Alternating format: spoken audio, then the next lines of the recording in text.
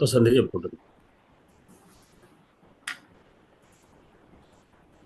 ఇంతవరకు మనము ఒకటి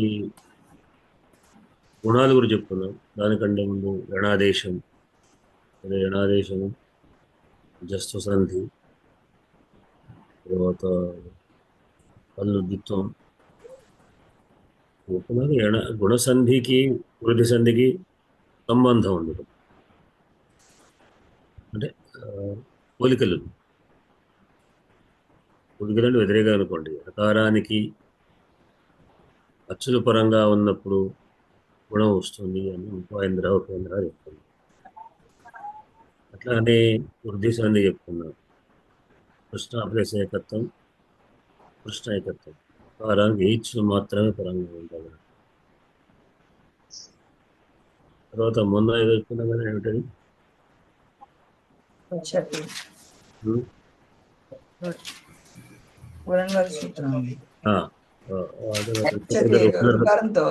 చెప్పుకున్నాము. విశేషమైనటువంటి వృద్ధి చెప్పుకున్నాం. గుణసంధికి అపవాదంగా విశేషమైన వృద్ధి అనమాట. దాంట్లో ప్లస్ రుచిది ప్రార్చతి చెప్పుకున్నాం. ఇప్పుడు వృద్ధిని కాసేపు పక్కకు పెట్టి, అంటే చెప్పండి, వృద్ధిని పక్కకు పెట్టి పరరూప సంధి చెప్పుకుంటున్నాం. మళ్ళీ వృద్ధి చెప్పుకుంటాం, మధ్యలో కొద్దిగా ఈ విషయం చెప్పుకొని మళ్ళీ దానికి పోతాం. ఇది పరరూపం. పరం అంటే తెలుసు కదా, పూర్వం పరం. మనం ఏదైతే సంధి చేసుకునేటప్పుడు తర్వాత ఉన్న అని పరం అంటాం. స్థానం పూర్వం అంటాం, లేదా దానికంటే పూర్వం అంటే వెనక, పరం అంటే తర్వాత.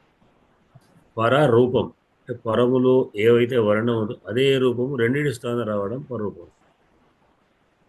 రెండు రకాల సంధులు పూర్వపు సంధి, పరరూప సంధి అని ఉన్నాయి.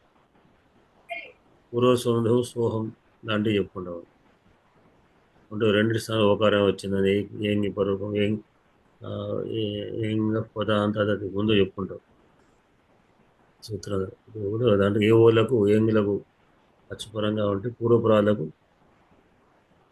పూర్వమే వస్తుంది అని అక్కడ ఎక్కువపోతాం. పూర్వరూప సంధి అంటే పూర్వమే రెండు స్థానం వస్తే పూర్వరూపం, పరమే రెండు స్థానం వస్తే పరరూపం. అదే మ్యూట్లో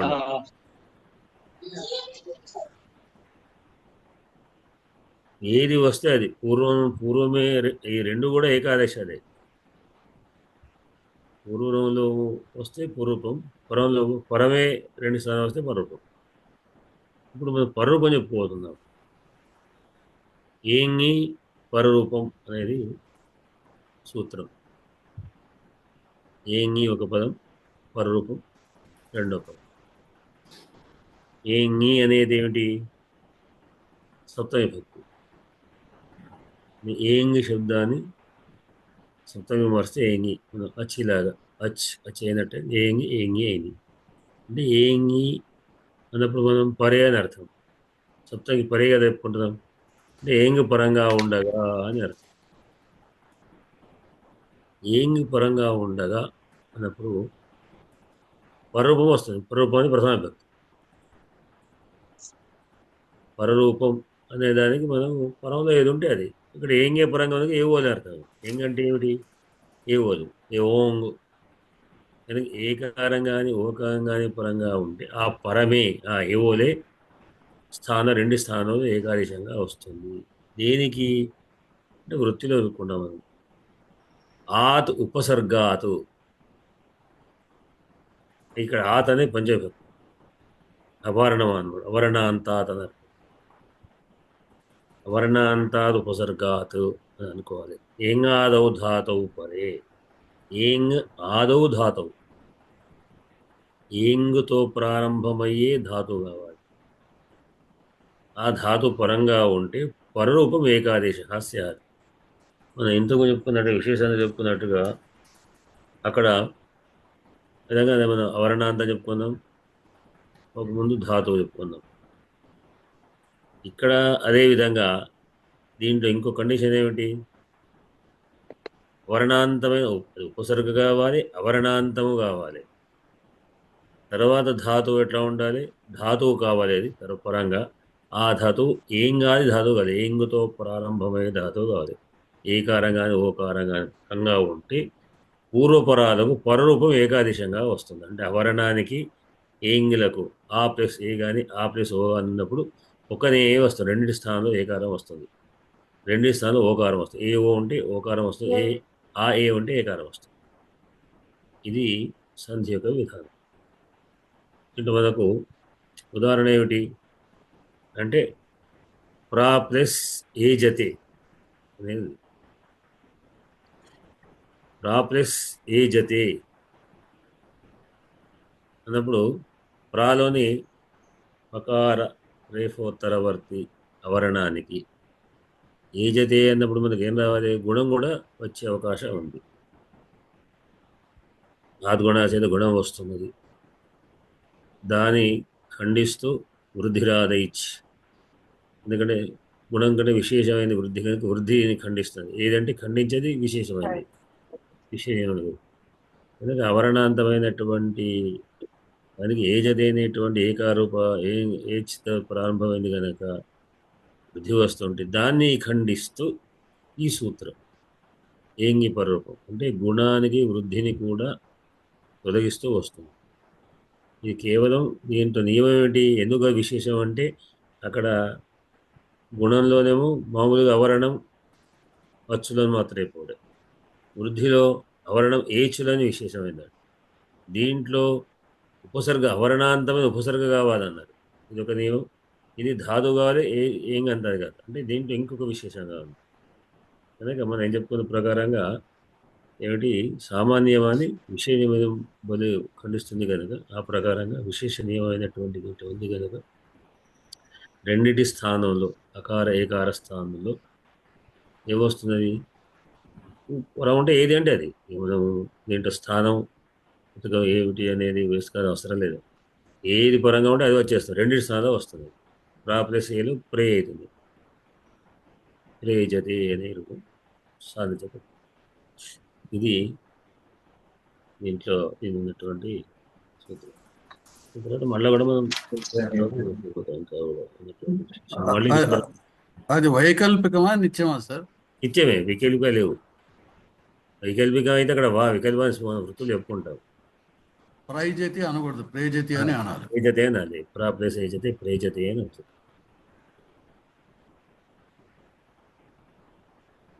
ఏజ్ అంటే ప్రకాశిస్తుంది, ఏదో ఉంది దీప్తి. ఏజ్ అనే ధాతునకు దీప్తి అనే ఒక అర్థం ఉంది. అట్లానే మూడేది అర్థం కూడా ఉంది. ప్రేషణము అనేది కూడా ప్రేషణ, ఈషణం, ప్రేషణ అది ప్రేషణ, ఈషణ ఈషణ అనేటువంటిది.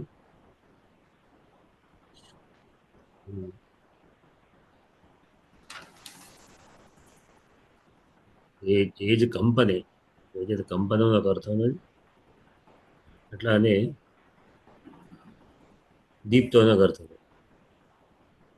అంటే ఈ ఇది ఏజ్ ధాతు రెండు రకాలు ఉంది. ఏజ్ అనేటువంటిది పరస్మై ధాతు ఉంది, ఆత్మనిపద ధాతు ఉంది. పరస్మైపదికం కంపనం అని అవుతుంది, అది ప్రేజతి అవుతుంది. ఇది ప్రేజతి. ఏజతి అంటే దీనికి దీప్తో ప్రకాశిస్తున్నది అని ప్రేజతి. అది ఈశావాస్యంలో ఉంది కదా, తదేజతి తన్నైజతి తన్నేజతి అంతే కదా. తద్దూరే తదంతికే తదేశదే తదేజతి తన్నైజతి అని. తదేజతి అన్నప్పుడు ఏజతే అండి, అక్కడ తదేనా అక్కడ ఈ వృద్ధి కాదు. అంటే ఏజతే ఓకే, మీరు చెప్పింది ఏజతే పదం అంతే, ఈ సంధికి ఉదాహరణ కాదు అది. సంధికి ఉదాహరణ కాదు, ఏజతే అనేది మాత్రం కరెక్టే, ఇదే దాని పదం యొక్క అర్థానికి మాత్రమే ఉదాహరణ అంతే. ఇదే పదం అనే పదం ఇంట్లో వాటి యొక్క పాఠం ఇంతే. మీకు రేపు ఇంకా విశేషమైనది అంటే ఇంకా చెప్పుకుందామంటే మళ్ళీ కూడా మనకు ఇంకో దానికి వస్తుంది. అట్లానే ఉపోషతి. ఉప ఓషతి, ఓషధిని ఉపోషతి అని. ఇది కూడా అంతే.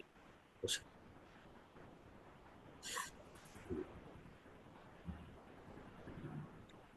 తర్వాత మనం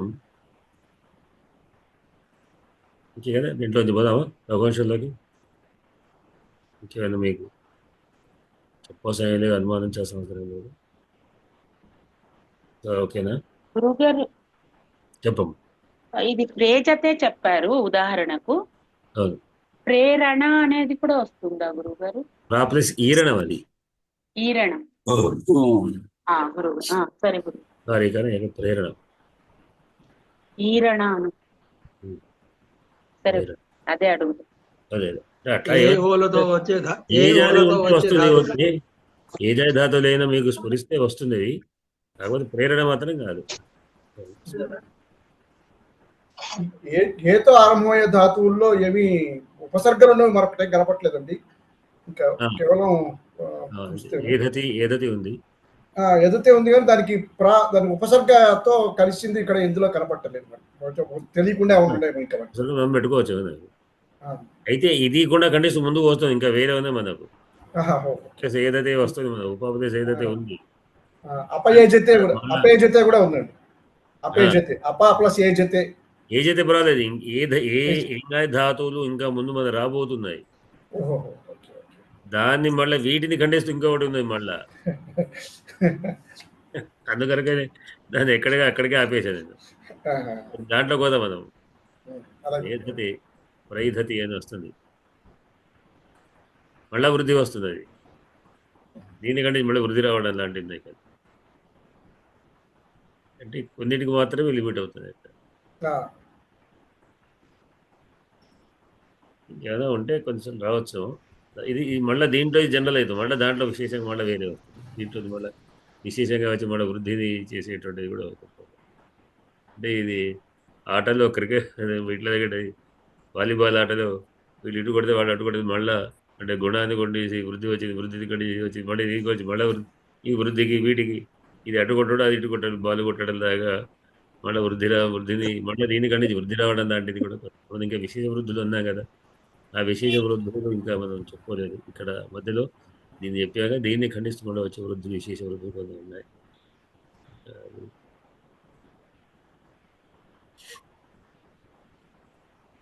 సరే, తర్వాత శ్లోకం చూసుకుంటుంది. రఘువంశం. పృక్తస్తుషారైర్గిరి నిర్జరాణం. అక్కడ జరాపదం రాదట్టుంది, తప్పు పడట్టున్నది. చూసుకోండి. దగ్గర బుక్స్ ఉన్నాయి, చూసుకుంటున్నారు కదా. పృక్తస్తుషారైర్గిరి నిర్జరాణం అనోకః కంపిత పుష్పగంధీ తమాతపక్లాంతమనాతపత్రం ఆచారపూతం పవనస్సిషేవే. పృక్తస్తుషారైర్గిరినిర్జరాణామనోకః కంపిత పుష్పగంధీ తమాతపక్లాంతమనాతపత్రమాచారపూతం పవనస్సిషేవే. అంటే అనుస్వరాన్ని కలిపితే మకారం వస్తుంది.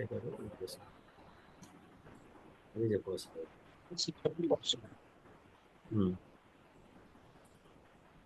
శ్రీదేవి గారు చెప్తారా శ్లోకం? అదే కాకుండా చెప్పలే. సరే, పాటుపడేవారు మీరు చెప్తారు. పృక్తస్తుషారైర్గిరినిర్జరాణామనోకః కంపిత పుష్పగంధీ పుష్పగంధీ అనుకోండి. పుష్పగంధీ అనుకోండి. పుస్తకం చూసే చదువుతున్నారు. ఓకే. పృక్తస్తుషారైర్గిరినిర్జరాణామనోకః కంపిత పుష్పగంధీ తమాతపక్లాంతమనాతపత్రం ఆచారపూతం పవనస్సిషేవే. మొదటి భాగం అండి. పృక్తస్తుషారైర్గిరినిర్జరాణామనోకః కంపిత పుష్పగంధీ తమాతపక్లాంతమనాతపత్రం ఆచారపూతం పవనశిషేవే క్లుప్తః తుషారైః గిరినిర్ఝరాణాం అనోకః కంపితపుష్పగంధీ తం ఆతపక్లాంతం అనాథపత్రం ఆచారపూతం పవనః శిషేవే. ఇది పదవిభాగం గురువు గారు. దీంట్లో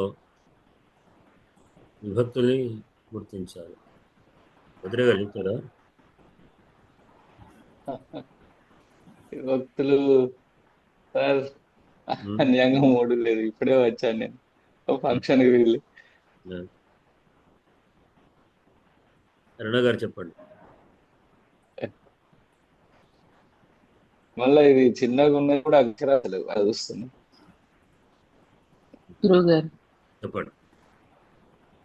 పృక్తః పృక్తః పృక్తౌ పృక్తాః. పృక్త శబ్దः అకారాంత పుల్లింగः ప్రథమైకవచనాంతः. తుషారైః తుషారేణ తుషారాభ్యాం తుషారైః. తుషార శబ్దः అకారాంత పుల్లింగः తృతీయ బహువచనాంతः. గిరినిర్ఝరాణాం నిర్ఝరస్య నిర్ఝరయోః నిర్ఝరాణాం. గిరినిర్ఝర శబ్దः అకారాంత పుల్లింగः షష్ఠీ బహువచనాంతः. అనోకః కంపిత పుష్పగంధీ గంధీ గంధినౌ గంధినః. అనోకః కంపిత పుష్పగంధిన్ శబ్దः నకారాంతః పుల్లింగः ప్రథమైకవచనాంతः. తం తం తౌ తాన్ తచ్చబ్దः దకారాంతः పుల్లింగः ద్వితీయ ఏకవచనాంతः. ఆతపక్లాంతం క్లాంతం క్లాంతౌ క్లాంతాన్. ఆతపక్లాత శబ్దः అకారాంతः పుల్లింగः ద్వితీయ ఏకవచనాంతः. అనాథపత్రం అనాథపత్రం అనాథపత్రౌ అనాథపత్రాన్. అనాథపత్ర శబ్దः అకారాంతः పుల్లింగः ద్వితీయ ఏకవచనాంతः. ఆచారపూతం ఆచారపూతం ఆచారపూతం ఆచారపూతౌ ఆచారపూతాన్. ఆచారపూత శబ్దः అకారాంతः పుల్లింగः ద్వితీయ ఏకవచనాంతः. పవనః పవనః పవనౌ పవనాః. పవన శబ్దः అకారాంతः పుల్లింగः ప్రథమైకవచనాంతः. శిషేవే ఇది భూతే ఆత్మనేపది ప్రథమ పురుష ఏకవచనాంత శబ్దం. దీంట్లో ధాతువు శిషేవి. శిషేవే జనరల్గా ఈ లిట్లకారం ఎట్లా ఉంటుందంటే మొదటి ధాతువు యొక్క మొదటి అక్షరం రెండులాగా మారు. భూ బభూ అవుతుంది.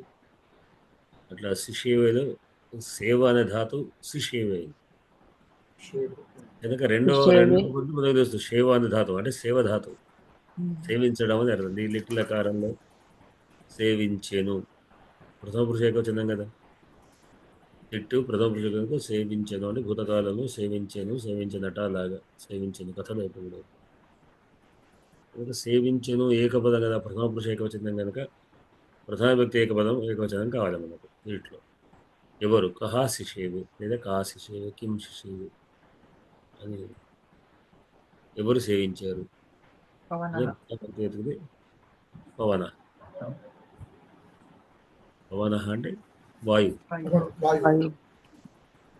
మీరు ఇది కూడా మీరు వాక్య వ్యాసాలు రాస్తూ పోతుండాలి. మీరు మర్చిపోతారు కనుక మళ్ళీ వాక్య నిర్మాణంలో పోతుడు. మీరు మీకు సంబంధించే రోజు ఒకటి ఏదైనా మీ దాంట్లో చిన్న పారాగ్రాఫ్ అయినా రాసి పెడుతుండరా. అంటే ఏమన్నా రచనా విధానాన్ని సంస్కృత భాషలో రాసే విధానాన్ని మీరు రాస్తూ పోతుంటే బాగుంటుంది. మనం పాఠం చెప్పుకోకుండా ఏదొక విషయం రాస్తూ పోతే బాగుంటుంది.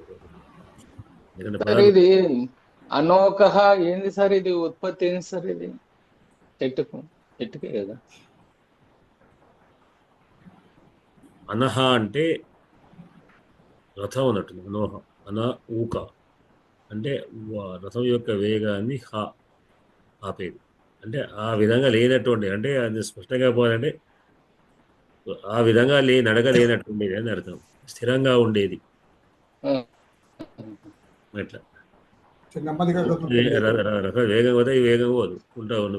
అటువంటి వేగాన్ని ఆపేది ఆ వేగంగా లేకనట్టు వ్యతిరేకది హంతి నౌక ఊకహ అనస్ అనస్ అంటే రథాన్ని ఊక అంటే అక అనో అనస్ అక అనోస్ అంటే అనస్ అది సకారాంతం ఓక అయింది అనో అయింది అనో ఇక్కడ ప్లస్ కంపిత అనే విశేషం పుష్పగంధికి వేశాడు కదా సార్. అవును కదులుతున్న చెట్ల ఎందల కదులుతున్నది కూడా అదే పుష్పాలకి కదులుతున్న సుగంధం. చెప్పుదాం పవన అంటే ఇప్పుడు వాయువు సేవించను అనేటువంటి పదము ఇది కర్మని ప్రయోగం కనుక దానికి ఒక కర్మ ఉంటుంది. ఎవరు సేవించారు, దేన్ని సేవించారు, ఇక్కడ ఎవరిని అనేది ఏకవచంగా బహువచనం కాదు. మనం కర్మపదం ద్వితీయ భక్తి పదాలు మనం వెతుక్కోవాలి. దీంట్లో ఉన్న ద్వితీయ భక్తి పదాలు ఏమి ఉన్నాయి?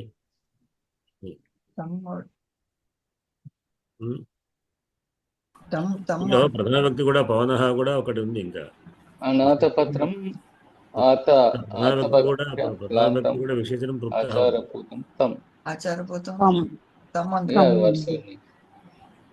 తమ్ ఒకటి ఆతవక్లాంతం ఒకటి అనాథపత్రం ఉంది ఆచారపత్రం. ఇవన్నీ ఈ ఉత్తరార్థములన్నీ కూడా అన్ని విజయభక్తులు. దీంట్లో వీటిల్లో ఇవన్నీ విశేషణాలు ఏవి, విశేష్యమేది?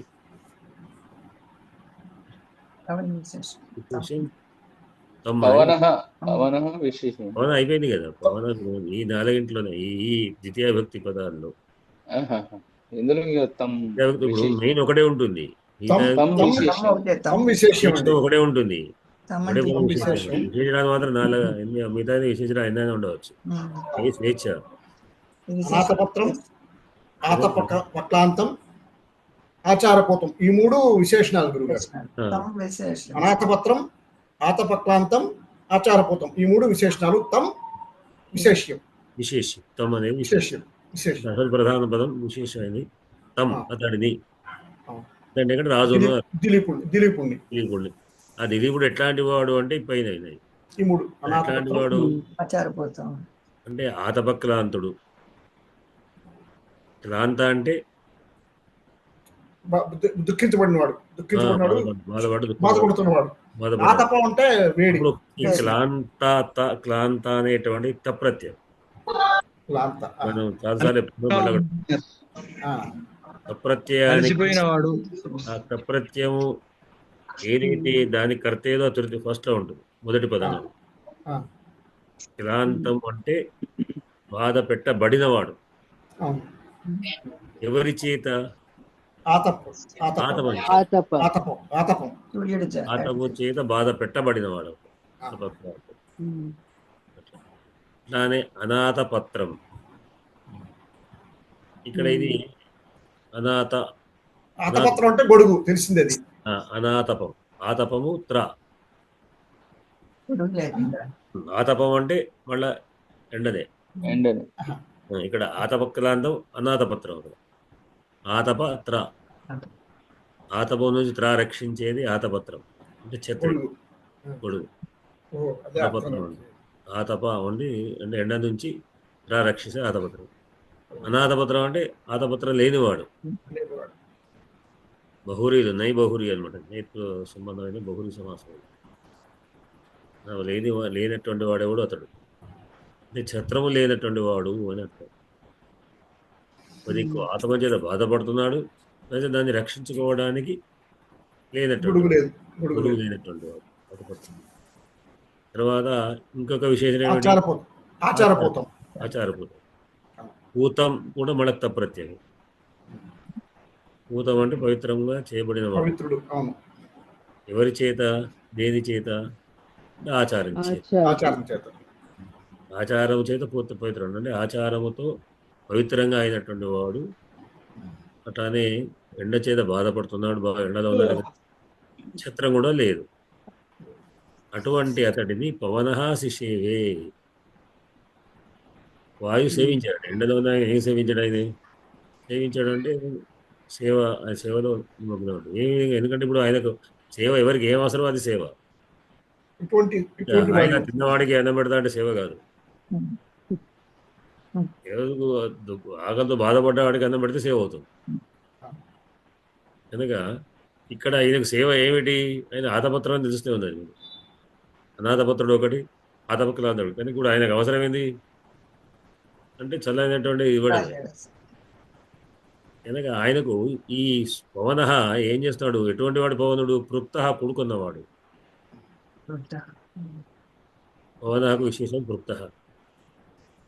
ఏం దేంతో కూడుకున్నాడు? తుషారై తుషారముల చేత. తుషారం అంటే మంచు మంచు బిందువు, తుంపురులో అని అర్థం. తుంపరు ఉమ్.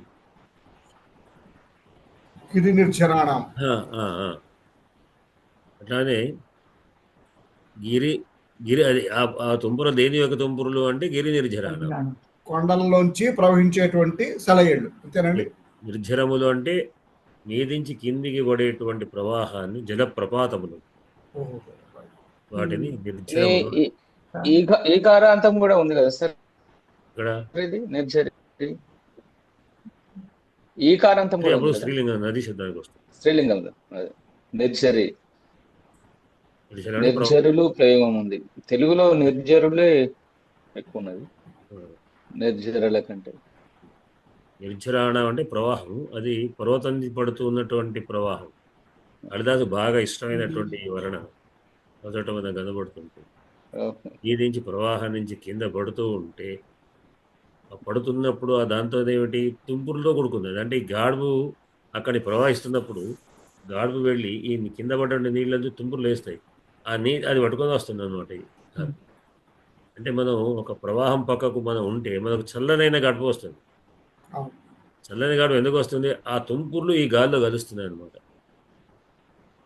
నిజానికి గాలి ఎట్లాంటిది అంటే గాలికి ఏ విధమైనటువంటిది ఉండదు. అంటే వాసన తర్వాత చదువున ఇవన్నీ ఉండవు. అదే నిజమే. దాంతో ఏదో కలిస్తేనే కూడుకుంటేనే అప్పుడు అది వాసన వస్తుంది. ఎక్కడ చల్లదనో వేడిదనో ఆ వాటి కూడుకొని ఉన్నప్పుడే వస్తుంది. చల్లదనంగా వస్తుంది. ఇప్పుడు ఈయనకు ఏమిటంటే చల్లదనం కావాలి. వేడితో కూడుకున్నాడు. చల్లదనం గాడుపులు కావాలి. ఎందుకంటే చల్లనే గాడుపులు వస్తున్నాయి కూడుకున్నా అంటే వాడితో కూడుకున్నాడు అంతే. కూడుకున్నవాడు మరి ఇంకా ఎట్లాంటి వాడు అంటే అనోకహార పుష్పగంధి. ఇది బహుళ సమాసం. గంధి అంటే గంధం కలవాడు. గంధిం శబ్దం గుణిం శబ్దం లాగా కలవాడు అని అర్థంలో చెప్పండి. గంధి. ఈ గంధి ఎట్లాంటి వాడు? ఎటువంటి గంధం? పుష్పగంధం. పువ్వుల యొక్క వాసన. గంధం అంటే వాసన. పువ్వుల యొక్క వాసనతో కూడుకున్నది. పువ్వుల యొక్క వాసన కలిగినవాడు. ఆ పువ్వులు ఎక్కడివి అంటే కంపించబడినటువంటి పువ్వులు. పువ్వులు కంపిస్తుంటే పూలతో కూడుకోలేదు. పూల వాసన ఎట్లా వచ్చింది అంటే పూలు ఆకంపితమైన పుష్పాలు అంటే బాగా ఊగడం చేత గాడుపులో ఆ గంధం కలిసిందన్నమాట. వాసన మంచి పుష్పాల యొక్క వాసన వచ్చి ఆ వాయువులో కలిసాయి.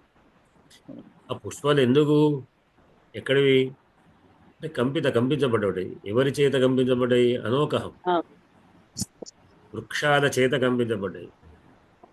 వృక్షాల చేత కదల్చబడినటువంటి పుష్పముల యొక్క వాసనతో కూడుకున్నది. గంధముతో సుగంధముతో కూడుకున్నది వాయు. అంటే ఇప్పుడు ఆయన బాగా అలసిపోయినటువంటి వాడికి ఏం కావాలి? ఒక చక్కని ఏసీ కావాలి. దాంట్లో కూడా మంచి సుగంధభరితమైనటువంటి వాసనలు ఉండాలి. అంటే చల్లదనము సువాసనతో కూడుకున్నటువంటి వాయువులు అతన్ని వచ్చి సేవిస్తే అవుతుంది. అతనికి ఉన్నటువంటి అలసట పోతుంది. కనుక ఆ విధంగా అలసటను తీర్చడానికి కొరకు ఆయన సేవిస్తున్నాడు. ఎవరికి ఏది అవసరం అది ప్రధానం. ఇక్కడ చూస్తున్నాడు. అంటే ఇక్కడ వనదేవతనే అని మళ్ళీ మనం వెనుకంచి అనుకోవాల్సింది. వనదేవత అంటే ఇంట్లోకి వచ్చినటువంటిగా ఏం చేస్తాం?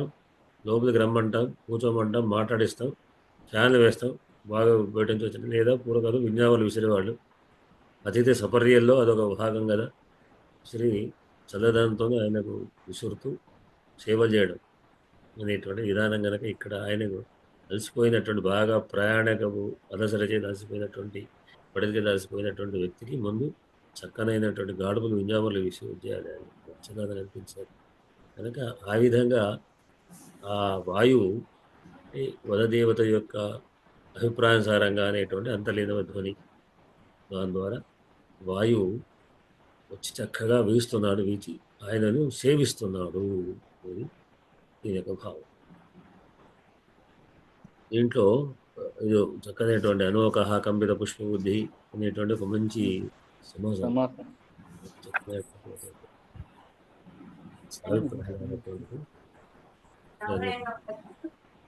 గిరి నిర్జనం చేత కూడా చల్లదనం అనేటువంటిది ఒక విషయం వాటిని సేవిస్తారు. దీంట్లో మీరు ఏం అడిగారు కుదిరే గారు? అనోకహం అయిపోయింది. అనోహకం చేత కంపిత పుష్పాలు, కంపిత పుష్పగంధి.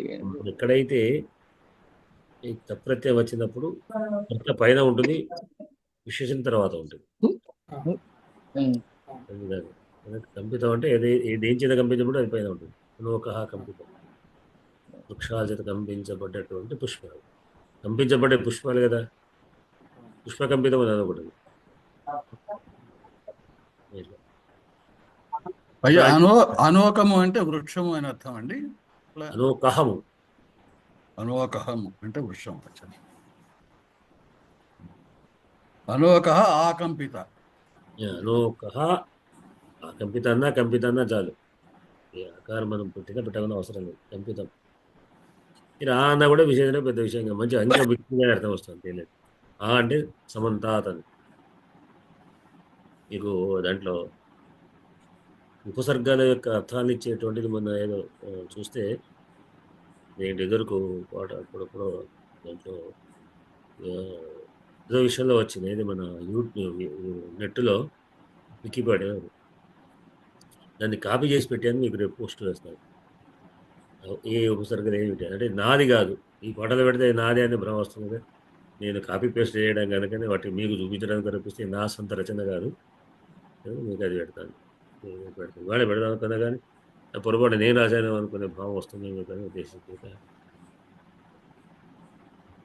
నమస్కారాలయ్యా. ఆకంపితం ఆయా కటకం వెంకటరామ శర్మ. చూస్తున్నాను. ఈ అన్ని రకాలైనటువంటి ఉపమానాలు విశేషణాలు చాలా అద్భుతంగా ఉన్నాయి. కానీ ఆచారపూతం అనేది ఎందుకు వాడబడింది దాని గురించి మనం చెప్పుకోలేదు. అసలు ఏమిటి, ఎందుకు ఈ సందర్భం ఏమిటి ఇక్కడ? అంటే ఆయన పవిత్రమైనటువంటి వాడు ఆచారముల చేత అంటే అంటే ఏదో మామూలుగా కలిసిపోయేది చేయడం కాదు అని అర్థం కావచ్చు. మీరు చెప్పండి ఏదో ఉంటే నడవడి చేత.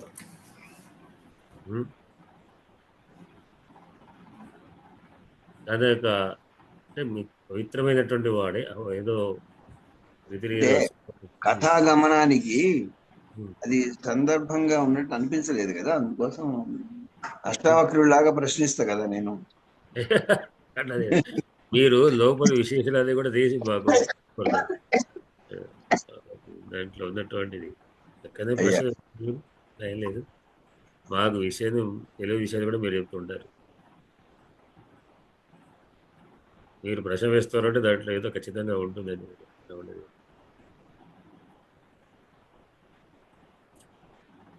చెప్పండి, ఏమంటుంది?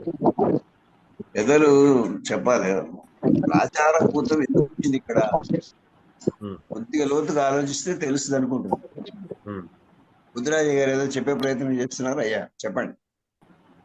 బుద్ధిరాజు గారు, మీరు మ్యూట్లో లేకున్నా అంటే అన్మ్యూట్గానే ఉన్నా కానీ మీరు మాట వినబడలేదు. అది మీది అది స్పీకర్ ఏదో పోయినట్టుంది. మీది అది పోయింది, మాట వినబడలేదు మాకు. అయితే ఆచారవంతుడు కాబట్టి ప్రకృతి అతనికి సహకరించింది. పవన కదా, వాయువు కనుక. అజయ్ గారు, మీ మాట వినబడితే సరిగా మీరు ఆ స్పీకర్ ఏదో మీరు పెట్టుకోండి, అది ఏదో పోయింది. ఇప్పుడు చెప్పండి. మరి ఇక్కడ వినబడలేదు.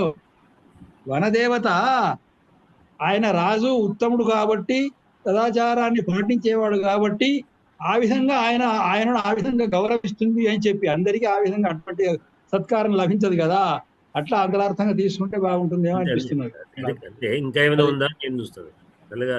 ఆయన ఆచారపుత్రులు పవనుడు అంటే వాయువు సేవించాలంటే పవిత్రమైన వాడే ఆచారం సేవిస్తాడు, పవిత్రమైన వాడే సేవిస్తాడు. ఆయన నిరంతరం ఆచారం మంచి నడవడి కలిగిన వాడు, కొంచెం చరిత్ర కలిగిన శీలం కలిగిన వాడు కాబట్టి ఆ విధంగా ఆమె గౌరవిస్తుందని మనం అనుకుంటే బాగుంటుందని అంతరార్థం. అంటే ఇంకేమైనా విశేషం ఉందేమో అని మహాకవులు రాసిన దాంట్లో దృష్టిలో ప్రతి పెట్టుకుంటారు పదంలో కూడా ఒక విశేషార్థం ఉంటుంది. ఉంటుంది. అది జనరల్గా కవి ప్రయోగించేటప్పుడే ప్రతి దాదాపు కవి కూడా ఒక భావాన్ని పెట్టుకుని విశేషం పెట్టుకొని పెడుతుంటారు. దాంట్లో ముఖ్యంగా కాళిదాసాది మహాకవులు వాడారు అంటే ఇంకా ఒక విశేషమైనటువంటి అంతర్భావమైన ఉంటుంది, లేకుండా ఉండదు. అంటే ఇక్కడ అంటే నేను కూడా అనుకున్న ఇంతవరకు ఏమిటంటే వాయువు సేవిస్తున్నాడు అంటే ఆచారభూతమైనటువంటి వాడిని, మంచి సదాచార సంపన్నుడైనటువంటి వాడిని చెప్పారు. కాకపోతే కడకవారం అంటే అది ఉన్నా లేకపోతే కడకలో నడుస్తుంది కదా అని పదం విశేషం. ఇప్పుడు ఇక్కడ మనకు ఆతాపకలాంతం అన్నప్పుడు కానీ అనాథపుత్రం అనే కానీ ఇక్కడ ప్రత్యేక అవసరం ఉన్నట్టు కూడా అంటే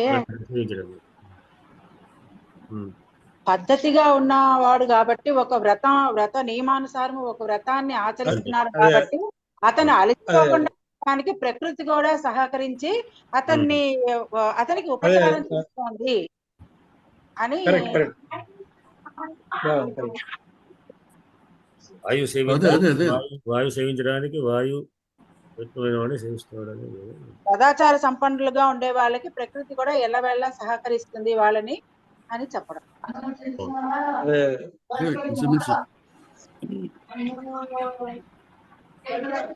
అంటే అలా అని నాకు అర్థమైంది. దాదాపుగా మన అందరి అభిప్రాయం అదే. కొంచెం ప్రకృతి కానీ వనదేవత కానీ ప్రకృతి సహకరించింది అని, ఆచారవంతులు సదాచారవంతులు కాబట్టి సహకరించింది. ఇంకా విశేషం ఉందేమో అని నేను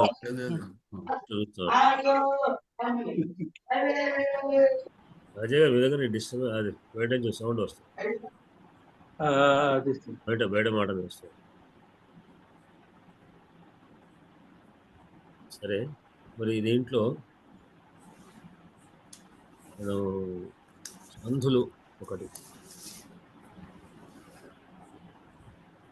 సంధులు చూడండి, ఏమేమి సంధులు ఉన్నాయి వదిలే గారు?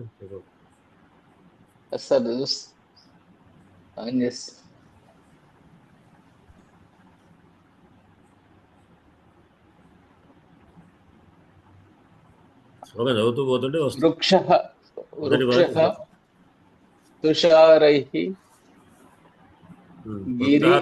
వృక్తస్తుషారై అయింది.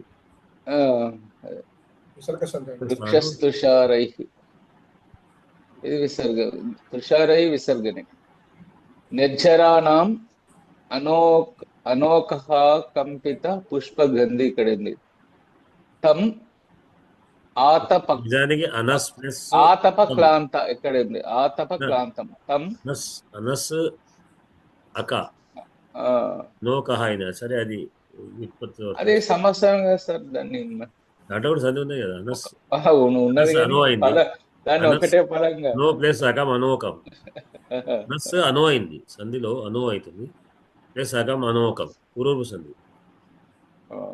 అంటే ఇప్పుడు చెప్పుకున్నా కదా మనో సోహల్లాగా అనోకం.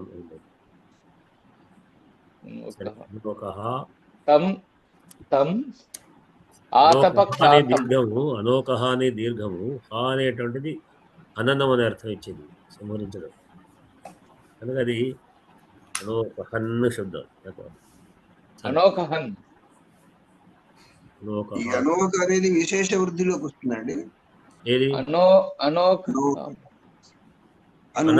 రాకుండా అనోక అని వచ్చిందంటే ఇక్కడ విశేష వృద్ధి. ఇది వృద్ధి ఎక్కడ ఉన్నది?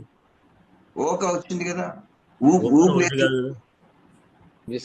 వృద్ధి కాదు. ఒకటి అనస్ అనేది అనస్య పదం అనో అయింది. అనస్సులో సకారం స్థానంలో మన రామ గచ్చతి రామో గచ్చతి అంటారు. అట్లా ఓకారం వస్తుంది, విసర్గ స్థానంలో ఓకారం వస్తుంది. అనో ప్లస్ అది సకారాంత సిద్ధం. అనస్ సకారాంత కనుక అనో అయింది. అనో ప్లస్ అకం అది పూర్వపు సిద్ధం, నోకం అవుతుంది. ఇవాళ పరరూపం చెప్పుకున్నాం, నోకహం.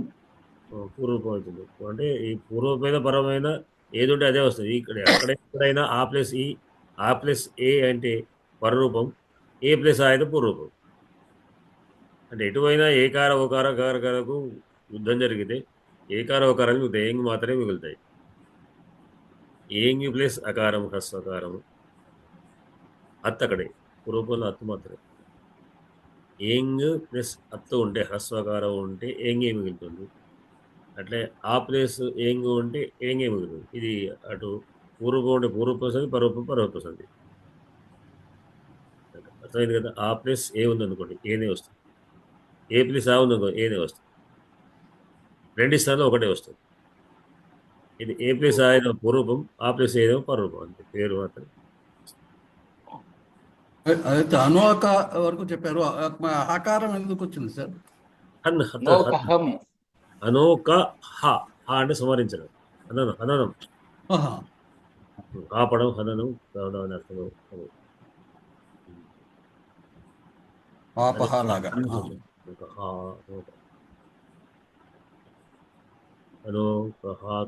కదలికను ఆపడం, అందువల్ల అది వృక్షం. అన్నట్టుగా ఆ కంపిత కూడా చెప్పుకోవచ్చు ఇక్కడ. ఆ కంపిత కంపిత. తెలుగులో అనోకహము అనే ప్రయోగాలే మనకు ఉంటాయి, ఇదంతా ఉండదు. దాన్ని ఒక పదంగా తీసుకొని అనోకహము అనేది అంతకంటే వృక్షం అని అర్థం. వృక్షం అనే అర్థంలో అనోక అనేక ప్రయోగాలు చాలా మంది. ప్లస్ ఆ కంపెనీ అనోక, అది అనోక అనే శబ్దం అవుతుంది. అనోక అన్నకారం అనోక, ఆ కంపెనీ అనోక. ఆతపక్లాంతం, అనాథ పత్రం, ఇది నై తత్పురుషము. తర్వాత అనాథ పత్రం, ఆచారపూతం, తర్వాత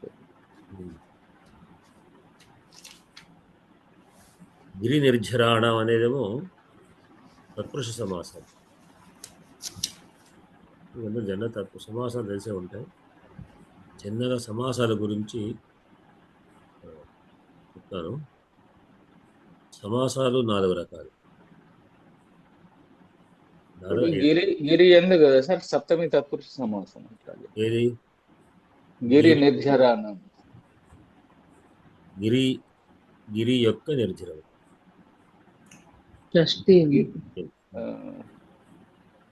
గిరి యొక్క సప్తమి గిరి అండి, గిరిదండి. సప్తమి గిరి అండి. కొండలు గిరి నుండి కదా. గిరి అందరి అది గిరి అందరి నిర్జరం. గిరి అందరి నిర్జరం. అయితే ఇక్కడ తత్పురుష ఇప్పుడు సమాసాలు పూర్వపదం ప్రధానమైన సమాసాలు, పరప్రధానమైన సమాసాలు, 2 పదాలు ప్రధానమైన సమాసాలు, 2 అప్రధానమైన సమాసాలు, 4 రకాలు. ఇవో మిగిలిన తద్దితాలు లాంటివి ఏదో ఉంటాయి. పూర్వపదం ప్రధానమైనటువంటిది ఏమిటి అంటే అవ్యయభావ సమాసాలు. అంటే దాని పూర్వపదం అధిహరి అనే పదం ఉంది. అధిహరి అంటే అధి అంటే అందు అనే అర్థంలో అధి అనే పదం వాడి హరి అందు అని అర్థం. హరి అందు అనేది అధికి వచ్చింది. అట్లానే పరప్రధానం, పరపదం ప్రధానమైనటువంటివి, ఉత్తర పద ప్రధానమైనటువంటివి కర్మధార సమాసం, తత్పురుష సమాసం. తత్పురుషంలో భేదాలు తత్పురుషము, కర్మధారము, దిగు సమాసాలు అని 3 రకాలు. తత్పురుషానికే పేరు. తత్పురుషం అనే పేరులో తత్పురుషంలో అంతర్భాగంగా వాడి తత్పురుషము, కర్మధారము, దిగు అంటే ఇవి ఉత్తర పదం ప్రధానంగా ఉంటాయి. దాంట్లో తత్పురుషం అంటే ఏమిటి అంటే 2వ పదానికి మనం కిం శబ్దంతో అంటే ఎవరు ఏది అనే ప్రశ్న వేస్తే మొదటి పదం వస్తుంది. 2వ పదం తీసుకొని దాని ప్రశ్న వేసినప్పుడు పాండవులు ఎంతమంది? 5. అట్లా మొదటి పదం ప్రశ్న వస్తుంది. అది సంఖ్యాపూర్వం. సంఖ్యాపూర్వం దిగు. ఎటువంటిది అంటే కర్మధారం. దేని వల్ల దేని చేత అని వచ్చేదేమో సత్పురుషం. సమానాధికరణం. ఆ విధంగా ఏ విభక్తితో అని చెప్తే ఆ తత్పురుషం జవాబు వచ్చేది. దాంట్లో ప్రథమా తత్పురుషం మొదలుకొని సప్తమి తత్పురుషం వరకు ఉంటుంది. కానీ ప్రథమా తత్పురుషాన్ని కొన్ని అంగీకరించి కొన్ని అంగీకరించలేదు. ద్వితీయ తత్పురుషం నుంచి మొదలుగా చెప్తుంటారు. ఎందుకంటే ప్రథమ రెండు సమానంగా ఉంటే కర్మధారణలో వెళ్తుంది అని చెప్తుంటారు. కొన్ని చోట్ల తత్పురుషాన్ని ప్రథమ తత్పురుషం ఒక్క ద్వితీయ నుంచి, ఎందుకంటే దేనిని అనేది నుంచి ప్రశ్న వస్తుంది. రెండు సమానమైనప్పుడు కర్మధారమే, అంటే రెండు ప్రథమ వ్యక్తే ఉంటాయి. సమానాధికరణం అంటే పచ్చని వస్త్రం అనుకోండి, కృష్ణ సర్పము, కృష్ణము కృష్ణమైన సర్పము, కృష్ణపదము ప్రథమ వ్యక్తి, సర్పం ప్రథమ వ్యక్తి. నీలాంబరం అట్లనే షష్ఠి కూడా లేదంటారు. షష్ఠి షష్ఠి తత్పురుష సమస్యని కూడా శేషేష్ వస్తే ఫస్ట్ తత్పురుషం ఉన్నాయి కదా, సుఖం లేకపోతే దేని యొక్క ఉన్నది కానీ ఉన్నది కానీ అది వేరు, మీరు చెప్పేది వేరు. అది ఏమిటి, కృదంతాలకు పేర్లు ఉన్నాయి, కారకాలు పేర్లు ఉన్నాయి. దాంట్లో షష్ఠికి పేరు లేదు, శేషే షష్ఠి అంటారు. రాజకుమారుడు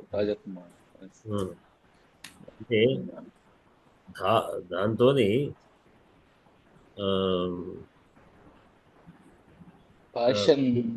లింక్ ఉంటాయి అనమాట. దాంతో ఏది ధాతువుతోని ప్రతిదానికి, అంటే ప్రశ్న వేస్తే ధాతుతో ప్రశ్న వేస్తే ఏది వస్తుందో అది ఆ విభక్తిని బట్టి.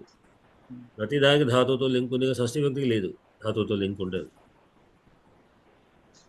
వెళుతున్నాడు అంటే ఎవరు అంటే ప్రథమ వ్యక్తి, రాగుతున్నాడు దేనిని ద్వితీయ వ్యక్తి, కొడుతున్నాడు దేనితో తృతీయ వ్యక్తి. అట్లానే షష్ఠి వ్యక్తి పంచమ వ్యక్తి దేని వల్ల పడుతున్నది, దేని నుండి వస్తుంది. కూర్చున్నాడు దేని యందు సప్తమ వ్యక్తి. షష్ఠి వ్యక్తికి ప్రశ్న ఏం వేస్తాం మనం, ఒక ధాతుకు ప్రశ్న వేస్తే షష్ఠి వ్యక్తి జవాబు రావాలి, రాదు. అది ఇంకొక పదంతో లింక్ అయి ఉంటుంది కనుక శేషే షష్ఠి అని షష్ఠి వ్యక్తి. ఎట్లా ఇది ఇక్కడ రెండవ పదం ప్రధానంగా ఉన్నటువంటి తర్వాత రెండు పదాలు ప్రధానమైనవి ద్వంద్వ సమాసాలు. తల్లిదండ్రులు లాంటి పదాలు రెండు, అంటే అక్కడ తల్లి ఉండాలి, తండ్రి ఉండాలి. ఇద్దరు ఆ రెండు పదాలు కూడా ప్రధానమైనటువంటి ద్వంద్వ సమాసం. ద్వంద్వ అంటే జనరల్గా రెండే పదాలు కాకుండా సమాసంలో 3, 4 ఉన్న ద్వంద్వం కింద లెక్క. రామలక్ష్మణ బంధం అన్ని పదాలు ప్రధానమే. రామలక్ష్మణ అందరూ ఉండాలి, అక్కడ ఏ ఒక్క లేకపోయినా ఆ పదం కుదరదు. రెండు పదాలు ప్రధానం, రెండు పదాలు అప్రధానమైన బహుళ సమాసం. అంటే ఏ పదమో దాని ప్రధానం కాదు. నీలకంఠుడు అన్నాం అనుకోండి, అంటే నల్లని కంఠం కలవాడు. అక్కడ నీల అనే పదానికి మనం డిక్షనరీ వెతికినా, కంఠ అనే పదానికి వెతికినా శంకరుడు సంబంధించి ఏవి ఉండదు. రెండు నీల అండ్ వేరే రెండు కలిపితేనే అప్పుడు శివుడు అర్థం వస్తుంది. రెండు విడివిడిగా చూసి మన డిక్షనరీతో నీల అంటే ఏమిటి, మన డిక్షనరీ వెతికి కంఠాన్ని వెతికిన తర్వాత నల్లని కంఠాన్ని అర్థం వస్తుంది, కానీ శివుడు అర్థం కాదు. అట్లా రెండింటితో మూడో పదం ప్రధానంగా వస్తుంది, అది బౌరీ సమాసం. అందుకొరకే బౌరీ అన్నారు. వాటిని కుప్పగానే చూడాలి తప్ప విడివిడిగా చల్లి చూడకూడదు. చకార బహుళోద్వంద్వ సచాసౌ కర్మధారయ యస్య ఏషాం బహుర్విః తదితరస్తత్పురుష స్మృత అని ఒకటి ఉన్నది. అంటే సమాసం చేసే విధానం ఎట్లా చెయ్యాలి. తెలుగులో మనం అంటే స్పష్టంగా చెప్పాలంటే సమాసం అంటే విగ్రహవాక్యం లాగానే. సమాసం అంటే అర్థమే, విగ్రహవాక్యం అర్థంలో విగ్రహవాక్యం అనమాట. అర్థంకు విగ్రహవాక్యం ఏమిటిది అంటే అవే పదాలతో చూస్తే విగ్రహవాక్యం అవుతుంది. మామూలుగా వేరే పదాలు తీసుకున్నా అర్థం వస్తుంది. విగ్రహవాక్యం అంటే అర్థమే, కాకపోతే అవే పదాలు చెప్తే ఇప్పుడు విగ్రహవాక్యం అవుతుంది. నీలకంఠం నల్లనైన కంఠం గలవాడు నీలకంఠుడు అంటే విగ్రహవాక్యం. గలవాడేవాడు మామూలుగా నీలకంఠ నల్లని కంఠం గలవాడు, నల్లని గొంతు గలవాడు అని అర్థం చెప్పాను అనుకోండి, అది అర్థమవుతుంది కానీ విగ్రహవాక్యం కాదు. ఆ పదాలతో చెప్పడమే విగ్రహవాక్యం. ఇట్లా ఇవి ఇంకా కూడా కొన్ని తద్ధితాలు ఉన్నాయి, అవే పదాలతో చెప్పడం. నేను ఒక్కదా మనం జానకి అంటే జనక సపత్యం స్త్రీ దానకి, దశరథ సపత్యం దాశరథి అంటే ఒకటే పదం. అంటే ఒకటే పదాన్ని ఆల్రెడీ సిద్ధమైన పదాన్ని తీసుకొని దశరథ అనే పదం తీసుకున్నాం. దశరథస్య అపత్యం, దశరథ కొడుకు. ఇక్కడ అపత్యం అనే అర్థం వస్తుంది, కానీ దాంట్లో పదంలో ఒక సమానం కలవదు. ఒక దశరథ పదాన్ని మనం మార్చేస్తాం, దాశరథి అవుతుంది. అంటే దశరథాన్ని ఆల్రెడీ సిద్ధం అయిపోయింది పదం, ఒకటే పదాన్ని తీసుకొని మరుస్తాం. ఇది అట్లా కాకుండా రెండు పదాలతో చేసుకునేది ఈ 4 విధాలుగా ఇవి ఉంటుంది.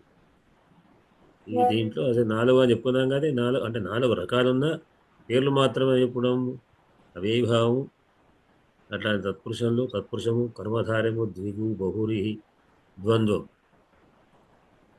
అనేటువంటివి ఏం చెప్పుకున్నాం. అవ్యయభావం, తత్పురుషము, కర్మధార్యము, ద్విగు, ద్వంద్వం, 5 రకాలు. అయ్యా గురువు గారు నమస్కారం. చెప్పండి. ఇప్పుడు ఈ దశరథస్య అపత్యం దాశరథి అని చెప్తున్నాం కదండి, అవును. ఇది సిద్ధరూపము అంటున్నాము. ఉమ్. అంటే సిద్ధరూపము అంటే కేవలం దాశరథి అనే పేరును కేవలం రాముడికే ఉపయోగింపబడిందా? లేదు, కానీ లక్ష్మణుడికి, భరతుడికి ఎవరికైనా దాశరథి అంటే ఎవరైనా సిద్ధం ఎట్లా అవుతుంది? సిద్ధం అన్న తర్వాత ఒకదానికి నేను దశరథ పదం సిద్ధం అంటున్నా. దశరథ పదం సిద్ధమైన దాన్ని, అంటే దశరథ అనేటువంటి ఒక పదం ఆల్రెడీ ఉన్నటువంటి దాన్ని తీసుకొని మారుస్తున్నాం అంటున్నా కదా. దాశరథి అనేది సిద్ధరూపం కాదా? తర్వాత దాశరథ సిద్ధమైంది. దశరథ అనేటువంటి సిద్ధమైన దశరథుని యొక్క అనే అర్థంలో మనకు దాశరథి అనగానే గుర్తుకొచ్చేవాడు రాముడేగా. అది ప్రసిద్ధంగా చదవచ్చు, అట్లానే రాకూడదని లేదు. మీకు కౌరవ అనే పదాన్ని అర్జునుడు వాడే ఇద్దరికి వాడుకుంటారు. పాండవులకు కూడా కౌరవాన్ని సంబోధించిన సందర్భాలు. కౌరవ అంటే కౌరవులు అంటే పాండవులు కాదని అర్థం లేదు. పాండవులు మాత్రం పాండవుల పద కౌరవులు అర్థం లేదు, కౌరవులు మాత్రం పాండవులు అర్థం ఉంది. అది వాడకూడదు లేదు. దాశరథి పదం కూడా మనకి ఎక్కడన్నా లక్ష్మణ్ కూడా వాడిన పదాలు ఉంటూ ఉంటాయి. ఇప్పుడు పార్థ అనేది కూడా సామాన్యంగా అర్జునుడి వాడతాం, కానీ కూడా వాడచ్చు.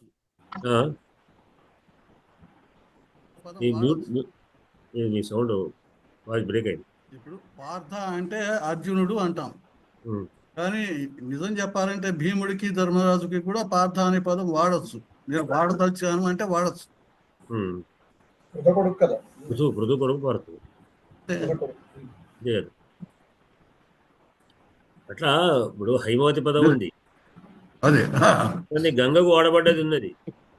అవును, అక్కడ కూడా ఉంది. అట్లా అక్కడే వీళ్ళకి లేదు. కాకపోతే ఎక్కువ వ్యవహారాలు మనకు ఈ విధంగా ఉంటుంది, యుద్ధం అలా ఉంటుంది. ఎక్కడికైనా వాడుకోవచ్చు. అంతేకాదు ఇప్పుడు పార్వతీ పదానికి పార్వదేవి అంటే అమ్మవారే కాదు, పర్వత సంబంధమైన మిగతా వాడి కూడా అర్థంలో కూడా ఉంది. మీరు డిక్షనరీ చూడండి, పార్వతి అంటే ఏమిటి అనేది. అంటే ఇక్కడ ఉందంటే పర్వతం సంబంధించిన మిగతా ఏమంటే అవన్నీ కూడా పార్వతి పదం వాడబడుతుంది. సరే, అవి కవులు ఎక్కడెక్కడ వాడారు ఏమిటి అనేటువంటివి నాకు వాడే దాన్ని బట్టి, కవి యొక్క స్వేచ్ఛను బట్టి ఉంటుంది. అయితే ఎక్కువ మనకు ఒకటి అంటే ఎక్కడైతే దేనికైతే పదం ఎక్కువ అంటే అతిగా అసలు వాడనటువంటి పదాన్ని, ప్రసిద్ధం కాని పదాన్ని వాడకూడదు అనేటువంటి ఒకటి మనకు కావ్య దోషాలు. అదే నా ఉద్దేశం కూడా. తప్పేమి కాదు, కానీ వాడకలేదు కనుక దాన్ని ఎట్లేదు. అట్లాంటి ప్రయోగాలు ఉండవచ్చు. ఇప్పుడు ఇక్కడ చూసినట్టు కూడా గుర్తుంది. దాశరథ పదానికి వీళ్ళు కూడా వాడినట్టుగా లక్ష్మణుడికి కూడా మనకు ఎక్కడైనా రామాయణంలో అక్కడ గుర్తుకోవచ్చు. రాఘవ పదం, రాఘవ అనే పదం రాముడికే కాదు, తర్వాత వాళ్ళు కూడా ఉంది. దీంట్లో కూడా వీళ్ళు కూడా వాడబడ్డటువంటిగా ఉన్నది. తర్వాత మీకు ఇంకొకసారి గుర్తు చేసేదంటే, ఇప్పుడు రాఘవ శబ్దం ఉన్నది, కౌరవ శబ్దం ఉన్నది. శబ్దం ఎట్లా ఉంటుంది? అది కౌరవ, కౌరవ, కురవ పురుషబ్దంగా మారిపోతుంది మన బహువచనంలో, ఉకారాంతంగా మారు. రాఘవ, రాఘవ, రఘవ. అట్లా ఈ ఏదైతే మన తద్ధితాలు అయినటువంటివి ఈ విధంగా వాడేటువంటివి ఉన్నాయి. బహుశా 2 రకాలు కూడా ఉన్నట్టున్నాయి. రాఘవాహ కూడా ఉండవచ్చు, కౌరవాహ అని ఉండవు. కౌరవాహ అనేటువంటి మాత్రం నేను ప్రకరణంలో శబ్దాలు వాడుతుంది, నేను చూశాను. రఘువంశం అందుకొరే రఘునామంశం అన్వయమక్ష అనే పదానికి రఘువులు అనేసరికి అర్థం కాదు. రఘునామన్వయం వక్షే తనువాది విభవోపి సన్ అని రఘువంశంలో మొదటి సర్గలో శ్లోకంలో మనకు ఉంటుంది. రాఘులకు అన్నప్పుడు ఆ రఘునామం ఏంటి? రఘురాజులు అన్నప్పుడు రఘురాజులు అంటే రఘురాజులు ఏమిటి? రఘు ఒకటే కదా. పేరున్నది ఒకటే కదా. రఘురాజు అనగా రాజులు అన్నారు కదా. అంటే రఘురాజులు అనే పదానికి రఘు అనేటువంటిది రాఘవ శబ్దం యొక్క బహువచనం రఘు అయింది.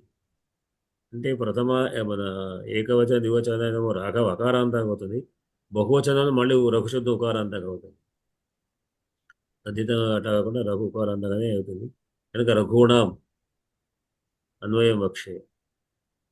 రఘుణం అంటే రాఘవుల యొక్క అని అర్థం, అంటే రఘువంశీయుల యొక్క అని అర్థం.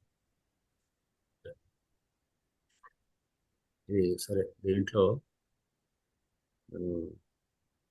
సమయం దాటిపోయింది. ఆ పెద్ద మరొకరి పాఠాలు మీ అనుమతి వాక్య ప్రయోగం చేసేటప్పుడు వృక్షాణి అంటాము. ఇప్పుడు అనోకహ అని మనం వాడచ్చా? అంటే పద్యాల్లోనే వాడాలా? వృక్షజం పుంలింగానే ఉంటుంది. వృక్షజం పుంలింగం. నేను లింగ ప్రయోగం కోసం అడగట్లేదు.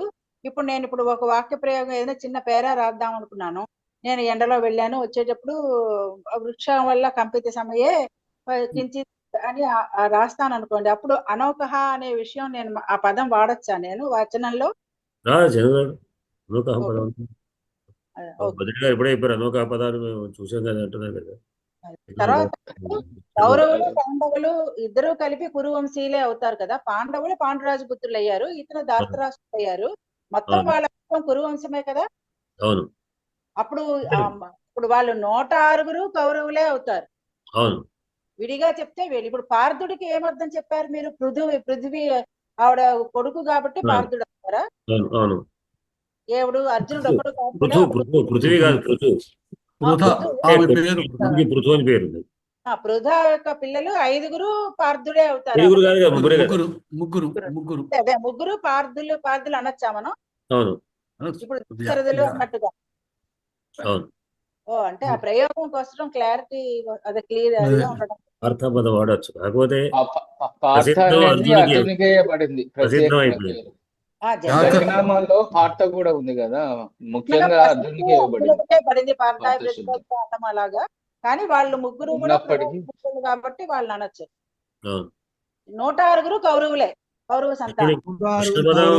అర్జునుడి కూడా ఉంది, అర్జునుడికి ఉంది, ద్రౌపదికి ఉంది, ఉంది. అది మధ్యముడు అన్న దానికి కూడా మధ్యముడు పార్థుడే అవుతాడు, అర్జునుడే అవుతాడు. మధ్యముడు అంటే భీముడు కూడా అవుతాడు అని. మధ్యమ వ్యాయోగం అనే నాటకంలో నేను మధ్యముడే భీముడు పాండవ మధ్యముడు అంటే అర్జునుడు, పార్థ మధ్యముడు అంటే భీముడు, అర్జునుడు. అంటే ఎప్పుడైనా రాసే విషయంలో కామన్ గా సహజంగా సాధారణంగా ఇవి వాడుకోవచ్చు. అయితే మనం మధ్యమ వ్యాయోగంలో మధ్యమ అని పిలిస్తే భీముడు వెళ్తాడు.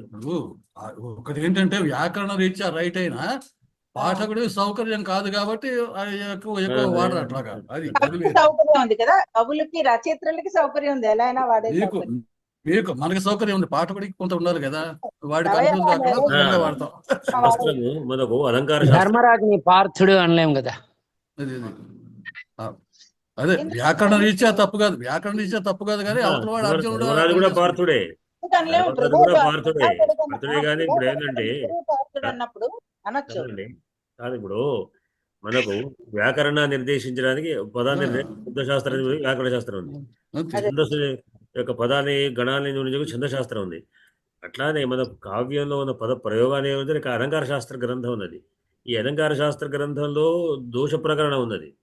ఆ దోష ప్రకరణ కొన్ని ఇవి వాడకూడదు, ఇవి ఇట్లా ఉండాలని నిర్దేశించి కవులు నిరంకుశ కవయ అనవచ్చు, కానీ ఆ వాటిని కూడా మనం దృష్టిలో పెట్టుకోవాలి. వాటిని కూడా దృష్టిలో పెట్టుకుని ఆ దోషాన్ని కాకుండా మనం పోవాల్సినటువంటివి కూడా ఉంటుంది.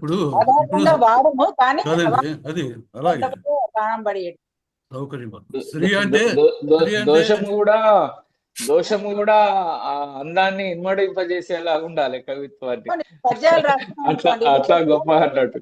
ఇప్పుడు శ్రీ అంటే ధనము అనే అర్థం ఉంది, విషం అనే అర్థం కూడా ఉంది. శ్రీయుతులు అనే పదాన్ని విషం దగ్గర ఉన్నవాడు అనే అర్థంలో సామాన్యంగా వాడం. ఇది ప్రసిద్ధం. అదే ఎక్కడైనా ప్రయోగం కోసం మనం వాడితే అది వాడచ్చు, అది వేరే సంగతి. శ్రీకంఠుడు అంటే శ్రీకంఠుడు అంటే చూడే స్నేహితులు అంటే గౌరవమైన వాళ్ళు అనే విధంగా వాడతాము, అది వేరే విషయం. ఇప్పుడు త్రయంబకుడు ఎట్లా అయింది సార్ అది? త్రయంబకుడు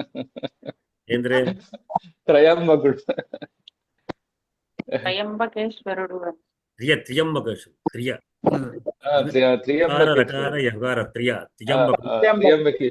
త్రియంబకం అనే పదానికి నేను ఒకటి వ్యాస కూడా రాశాను. త్రియంబకం పదం మీద 3 + అంబకం అనే చోట అంబకం అంటే కన్నులు అని అర్థం ఉన్నది. అంబ అంటే తల్లి, అంబకుడు అంటే తండ్రి. 3 + అంబకుడు అంటే ముగ్గురు తండ్రుల యొక్క స్వరూపం. అంటే బ్రహ్మ విష్ణు మహేశ్వర త్రిమూర్తుల స్వరూపం అని అర్థం. మనకు త్ర్యంబకేశ్వరం, మీరు అక్కడికి వెళితే త్ర్యంబకేశ్వరం వెళితే అక్కడ లింగం తీసి లోపల ఉన్న గుంట చూపిస్తారు. లోపల ఆ యొక్క పాదపటంలో మీరు లోపల చేయబెట్టి చూడవచ్చు. దాంట్లో బ్రహ్మ విష్ణు మహేశ్వరులు ఉన్నారు అని చెప్తారు. లోపల ఆ యొక్క లింగం తీసేసి లోపల పాదపటంలో చేయబెడితే లోపల ఉంటాయి. అక్కడ నీళ్లు ఎప్పుడు నిండుతూ ఉంటాయి. అక్కడ గంగ నిరంతరంగా నీళ్లు దాంట్లో వస్తూ ఉంటాయి. వాళ్ళు తోడుతుంటారు, మాట రోజు తోడుతూ ఉంటారు, మళ్ళీ నీళ్లు వస్తూ ఉంటాయి. 3 + అంబకం అనేటువంటి అర్థం కూడా ఉందంట. అది గోదావరి యకారం ఉన్నది. గోదావరి జన్మస్థానం త్రయంబకం కూడా కాదు, శ్రీయంబకం. అంబకం అంటే కన్ను కదా. త్రియంబకుడు అంటే 3 కన్నులు గలవాడు అని అర్థం. అవును, కన్నులు అర్థం. 3 కన్నులు కదా, 3 కన్నులు అని అర్థం ఉన్నది. అట్లానే అంబకముడు అంటే తండ్రి అని అర్థం. అంబ అంటే తల్లి. అవును, అంబే జగన్మాత ఉంది కదా, అది గీత. అంబ అంటే అమ్మ, అంబక అంటే తండ్రి. అంటే తండ్రి అంటే జగత్పితరులు ఎవరు? ముగ్గురు త్రిమూర్తులు. అంబకుడు అంటే ముగ్గురు ఉన్నటువంటి అర్థం ఉన్నది. మీరు అక్కడ కూడా ఇదే అర్థం ఏమిటంటే, మీరు అక్కడ చెప్తారు. ఇప్పుడు దేవాలయంకి వెళ్ళితే త్ర్యంబకేశ్వర దేవాలయంకి వెళ్ళినప్పుడు అక్కడ చూపిస్తారు, లోపల గురువు ఉన్నారు అని చెప్తారు. దాంట్లో ముగ్గురు త్రిమూర్తి స్వరూపం, ముగ్గురు బ్రహ్మ విష్ణు మహేశ్వర దాంట్లో ఉంటారు, లోపల ఉన్నారు అని అర్థం. ఇట్లా ఆ పాదం లింగం పెట్టారు. ఆతప క్లాంతము అంటే ఎండ చేత బడలిన వాడు. మనం ఎండ చేత నేను ఇప్పుడు ఎండలో వెళ్ళొచ్చాను, నేను వడిలిపోయాను అనడానికి నేను ఎలా వాడాలి? అవును, అతప క్లాంత. నేనైతే ఎలా రాస్తున్నానంటే అది బ్రహ్మాండంగా వాడచ్చు. అది అక్కడ ఏ వాడలేదు, ప్రసిద్ధమైన లేదు, చక్కగా వాడితే లేదు. నేను వేరే రాశాను. అహం బహవః ఆతప ప్రభావతి అని పెట్టాను. అంటే గడిచింది కాబట్టి ఆతపస్య ప్రభావతం అనొచ్చా? ప్రభావిత. అప్పుడు తప్రవస్తే తృతీయ భక్తి రావాలి. దేని చేతను? ఆతపస్య ప్రభావతి అట్లా ఆతపేన క్లాంత. అది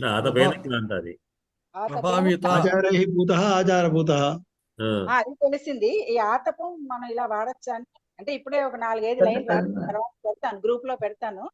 అది ఎలా వాడాలి, వాడచ్చా లేదా? మళ్ళొకసారి చెప్పండి, ఏమన్నారు? నేను ఎండలో తిరిగా అని చెప్పేసి తద్విషయ అహం బహవః ఆతపస్య ప్రభావతి అంటే బహవః ఏమిటి? బహుశబ్దం బహువా చేశారు. బహు అంటే అనేకులు అని అర్థం. బహవః అంటే బహవః. ఇక్కడ ప్రభావిత అనొచ్చండి. ప్రభావిత బహుధా ప్రభావిత అనొచ్చు. సరిచేయలేదు. అనేక విధాల అంటే బహుధా అనాలి. బహుధా ప్రభావిత. ఆతపాహ ప్రభావిత. ఓకే, రేపు పెడతాను, రాసాను ఇప్పుడు, రేపు టైప్ చేస్తాను. ఆతపేన బహుధా ప్రభావిత. అతేవ ఆతపేన బహుధా ప్రభావిత. నేను రాస్తే తప్పే పెడతాను, తప్పు ఆచార్యులు కొన్ని విషయాలు వెంటనే రాయాలనిపిస్తుంది. ఓకే, సరేనండి. అందరికీ శుభరాత్రి. ధన్యవాదాలు. స్వస్తి ప్రజాభిః పరిపాలయంతాం న్యాయేన మార్గేణ మహీమహీ చ బ్రాహ్మణేభ్యः శుభమస్తు నిత్యం లోకాः సమస్తాः సుఖినో భవంతు. అందరికీ శుభరాత్రి.